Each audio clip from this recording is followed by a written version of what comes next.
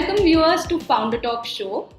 The handloom and handicraft sector generates maximum employment after agriculture in India. It employs close to 1.3 crore weavers and artisans. The handloom and handicraft sector showcases the tradition and culture of India. To talk about the largest cottage industry in India, we have with us Ruchi Jha. She is the co-founder of iMithila Handicrafts and Handlooms. Welcome to the show, Ruchi. Thanks, Aishwarya. So we know that Sita Maya is from Mithila. So Ruchi, tell us the history behind Mithila art, which is popularly known as Madhubani nowadays. Okay. So Mithila, also known as Madhubani art form, is a geographical indication of Bihar. It was originated in the region of Mithila. Raja Janak was the king of Mithila, and it is world's oldest democracy also, where knowledge was appreciated a lot. So when Sita ji got married to Lord Ram ji, Ayodhya, as we know, Ramji is from the region Ayodhya, and Mithila was not as rich as Ayodhya. So Raja Janak thought that how we should be welcoming our in-laws and people from such big and huge background. So what they asked his citizens was to paint and decorate his city as much as they could. Now, what people did was they got the products, homemade products like cow dung or milk, goat milk or turmeric, and they made colors out of them, and then they decorated the walls of their houses. So basically, their entire city was painted with this color, and this was when the first indication of this art form has been. So it's a 2,500 years old art form, found in its mention in Ramayana. Yeah. You took a plunge from a successful corporate career to entrepreneurship. How was your journey from an investment banker to an entrepreneur? And what were the challenges that you faced, during this transition? Okay. So I was working as an investment banker at Bombay with the HDFC Bank. I'm an MBA in finance. So while working there, it was a very fulfilling career. It was a dream job kind of thing for any finance person. But somewhere I was feeling that I was not living up to the mark, and something was missing in my life. So while I had this kind of thought, once I visited my native during that time only. So I happened to meet a lot of artisans over there. A few of them were national awardees, few of them were state awardees. And as we generally know that paintings of these people are sold on the basis of their names. So generally you go to, if you're buying an art form, especially Mithila art form, you tell the person that I want to buy a Sita Devi's painting or maybe Bharti Dayal's painting. So these paintings used to sell like hotcakes at the price of, insane pricing, 5 lakh, 10 lakh or 20 lakh rupees. But the problem lied with the tier 2 artisans. I happened to meet them as well. And their work was beautiful. Exemplary work they were doing. Their paintings were amazing. But since their name was not known to people, they were not able to make a livelihood out of their art forms. And they seemed kind of disappointed also. They were saying that, okay, we are practicing this, but nobody is coming to buy our art form just the way others are selling them. So at that point of time, I had a feeling that this art form is so pretty, so nice, and so old, and such strong heritage and culture is attached to this art form. People should know about it. More and more people should be knowing about it. It's very unfortunate that in India also, sometimes we have to tell people that, see, this art form is about this place, and this is the story behind the art form. Not everybody knows that, even though this art form is Indian and such an old thing. So most of the people know about Sita ji and Ram ji, but then people don't know about Mithila art form. So that was very unfortunate. So first thing was, we wanted this art form, since it's my native art form, I wanted people to know about it. And then second thing that came into my head was, if we talk about a Jaipuri painting or maybe a Tanjore painting, So in Jaipuri painting, most of the people know about this art form. Even people come from abroad and then they buy it from Jaipur handicrafts and their handloom product. But in Bihar, these things are not happening. So I wanted this art form to be known to more people, and I felt that this deserves to go on the global platform. First thing was this. A second thing was when I met these artisans, I felt that their work was absolutely beautiful, but then the kind of platform they deserve or they need to sell this art form was missing. So they told me that earlier what used to happen, I mean right now also what is happening is people go to these villages, traders I'm talking about, people who go from Delhi or other regions to these places, buy the art form, buy the paintings and everything, and they just sell it here. So basically there is no value add which is happening over there, and these traders sometimes they were not even paying the artisans. So that was something which was worrying me a lot. So I thought that okay, these people cannot sell painting worth 1 lakh or 2 lakh, or they might not be able to get a national award, but then we can provide them a platform, or maybe they can do make their paintings or do their job on the products which were not just paintings but otherwise also. So that came into picture, that came into my head, and I felt that okay, traditionally we were selling the paintings and saris and dupattas and all those kind of things, but now we need to go beyond. Since we need to increase the sellability and marketability of the product. So if suppose I'm talking to a person, if I'm talking to you only and you say that I have to buy a painting for my home, so you are going to buy just one painting or maybe one sari, but then my interaction with you as a customer stops there and then itself. But if I increase the marketability of the product, say if I start making trays or coasters or maybe a wall clock, then you are definitely going to buy more products from me if you know about this art form. So that is what we did. We tried to give them these kind of contemporary products to the tier 2 artisans, and gave them a chance to showcase their work as well. So that was the whole idea. uh, Giving the platform, increasing the sales of the product or the art form rather, and making this visible to more and more people. Yeah. And what were your challenges? Like, you didn't mention the challenges that you faced, because it's Okay, lots of challenges were there. Lots of challenges were there in India specifically. Being a woman entrepreneur is like a nightmare, and especially a Bihari woman entrepreneur is like it's a series of challenges. So I had a good corporate career. I was making good money, and I was living in Bombay. So nothing could have gone wrong for me from that perspective. But then, since I wanted to do something for my people and my state, I felt that I should be taking this plunge. A lot of people told me that, what are you going to get out of it? Why do you want to sell products when you did your MBA in finance? So that was one comment I got from people. And then they said that, okay, you are the first generation entrepreneur, you don't know anything about anything, and this place is full of these people selling this art form. So what is it that you are going to do differently from these people, unorganized local people? Otherwise, family wise also, I had a lot of people told me that you should not be doing this, you should not be quitting your job because you're getting money, and in this you have to pay people and you don't even know how it is going to what returns this is going to give you. So challenges were a lot, and entrepreneurship is altogether a different ball game. If I talk about the sector I am in right now, handicrafts and handloom, it's different from the other sectors like fin or a technology kind of company where scalability is very easy.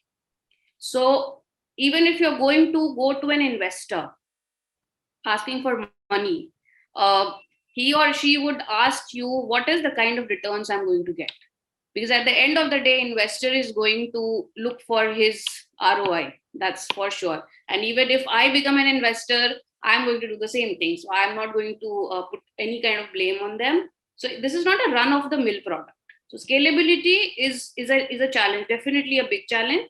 And if you are going to make similar kind of products, you cannot print those products because these are all handmade and handcrafted products, which make them different from other run of the mill products. So you cannot, first of all, make them a run of a mill product that you start printing, and then you're going to kill the industry basically. So you cannot do that. So money was a big challenge. Leaving the job was a big challenge. You don't know what lies in the future and how successful you're going to become. So every day in India, I mean, it said that the numbers are like this: 95% of the startups fail. So to be in that 5%, you need to put in a lot of hard work, money, luck, everything. I mean, thousand, everything has to go your way. But for failing, you just need to go just one thing in the wrong way. So now I want to know something about your startup, that is iMithila Handicrafts and Handlooms, and how did you venture into handicraft business? And also, how is iMithila incorporating a traditional art form into this contemporary world? Okay. So iMithila, I started in the year 2016. I started doing the market research for that in 2015. Since I am from finance background, money makes sense to me. We are not an NGO, we are not for a non-profit. So I have always believed that if you want your business to survive or sustain, you need to make money out of it, unlike a lot of other NGOs and all. So if I make money, then only I'm going to pass it on to my artisans. If I cannot make money, I'm going to shut down. So that was the first idea. So in 2016, when we started, my idea was, since I was a first generation entrepreneur and I had no infrastructure, no background, nothing. I did 6 months of extensive market research. So I traveled across Bihar, all the villages. I spoke to a lot of people. I met unorganized players who were there in the market already. So it's not that we are the first ones to start Madhubani painting. It's nothing like that. It's just that earlier there were players, but they were unorganized. They were very local. You could go to them, go to their shops, buy products, and then that was it. So if you wanted to be a repeat customer, or if somebody liked the product, they asked you, okay, where did you buy this from? So you would have said that, okay, there was a local shop there, and I went there and I bought it. So if somebody wanted a similar kind of thing, then he would not have access to that product. He would not, if the customer had any complaints from us, or maybe the vendor, he would not have been able to connect with him. So what we did was we established a brand around this art form, so that it has a brand identity attached to it. So if suppose I ask you, or somebody asks you, where did you buy this product from, you could easily say that, okay, I bought it from iMithila. So that person could easily go to your website or inquire about it, or maybe some store, and buy the product. Now, another thing which we ensured was the customer service. Since we came into e-commerce, and the e-commerce being that time when we started in 2016, or rather 2015, I would say, when I started the market research, e-commerce was not at its full form. So couple of players were there, Amazons and Flipkarts of the world and everything, but a few of them died down also later. So e-commerce was something which was booming, and e-commerce, again, I would say, is very different from brick and mortar kind of structure. So in e-commerce, what happens is, you like a product, you order it, and you want the delivery to happen within 2 to 3 days. Now people want the delivery to happen in just one day also. So in order to be in that e-commerce business, we had to keep an inventory of the products. Since it's a handmade product, hand painted product, people would say, okay, I am going to take a customized order, but then customization will need a lot of time, and the customer is not ready to wait for that long. That's the fact of the day. So we needed to carry inventory. We invested a lot of money in that. And then since Bihar is not that great in terms of logistics and infrastructure, we have a corporate office in Noida. We get the products in Noida. We get the photo shoots and everything done based on the e-commerce criteria, and then we ship the product from Noida itself, so that the customer is able to get the product within 2 to 3 days easily, and sees the value in the product, not just a handmade or handicraft product, but as a product which makes sense to him, which is of value to him. So if you're going to present a product just as a painting or a handicraft product, that people generally don't find a use to it. So our idea was to give a use for the product and give value to the customer for what he's paying. And I have read that iMithila is bootstrapped. So how has the growth of the organization been, like being bootstrapped? Right. Okay. So as I said, handicrafts, handloom, it's not a very easily scalable thing. So industry, generally people survive on grants, or government grants or NGOs grants, or some organization is putting in grants in that. So in that way, I would say in 2016 when we started, first year, from year to year, till 2019, I mean 2020, I would say, till Corona had hit us. Our growth percentage in terms of first year was 300%, since first year was like 3 to 4 months for us, and every year we have been growing 100% to 120%, because the way we have been expanding, we are exploring different kind of products and different kind of markets as well.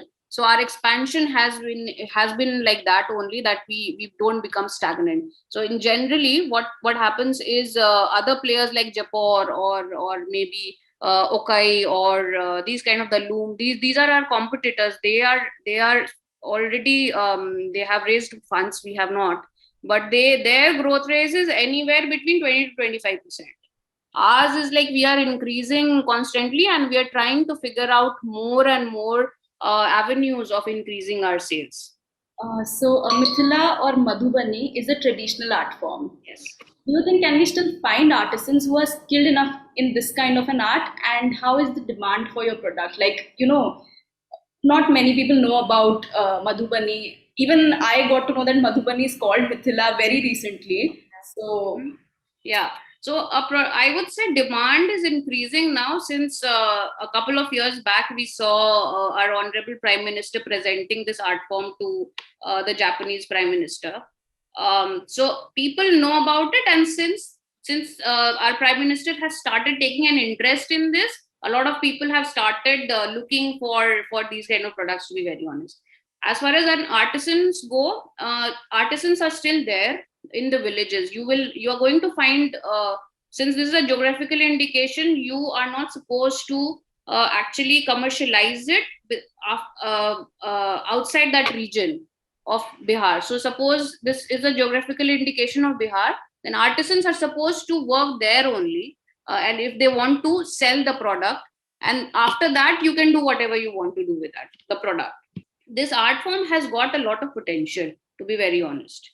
You have to, earlier what used to happen was, this art form was practiced only on the walls or fabrics. After the earthquake in Bihar in 1934, people from our government went to Bihar, and they requested the people to make the art form on papers, so that they can take the paper and sell it as paintings. So gradually things are improving, gradually things are changing also. What we need to do is, a lot of people ask me that same similar kind of question, that this is a traditional art form, how do you think it is going to survive in the long run, since times are changing, tastes are changing, and especially people in our generation, they don't know about this art form. Their parents, I would not blame the parents, but nobody made an effort to tell them that, okay, see, this is you are a part of this culture, and you should know about this. More and more people are inclined toward the Western culture, and they feel that, okay, whatever happened, everything came from there, and we as an Indian culture, they are not that rich. We don't know a lot of things. So this is something which I think is lacking big time in India. And if we try to put this art form on contemporary products and try to increase the range of it, I think definitely it has got lots of potential to survive. and make it big. Okay. So, Bihar is an economically backward state, but is very rich in culture and heritage. Many people migrate from the state in search of a better livelihood. So, how Right. is iMithila helping to solve the unemployment and migration crisis in the state? Bihar was earlier a very rich state, as you rightly pointed out, the place of Chandragupta Maurya and Chanakya and Ashoka, all those people were there. But as I said, it's very unfortunate that we don't know about the history of this place, and this place had to suffer so much that right now we have become the largest exporter of manpower. We don't make anything. Manufacturing is something which is lacking in Bihar big time. It needs to be taken care of, because I feel that services is all right. More and more startups need to work around the manufacturing in any state. I'm talking about, I'm not just saying that in Bihar you go and do it, but in any state, if you want the economy to do well and more people to get employed, you need to put an effort in making this manufacturing sector work.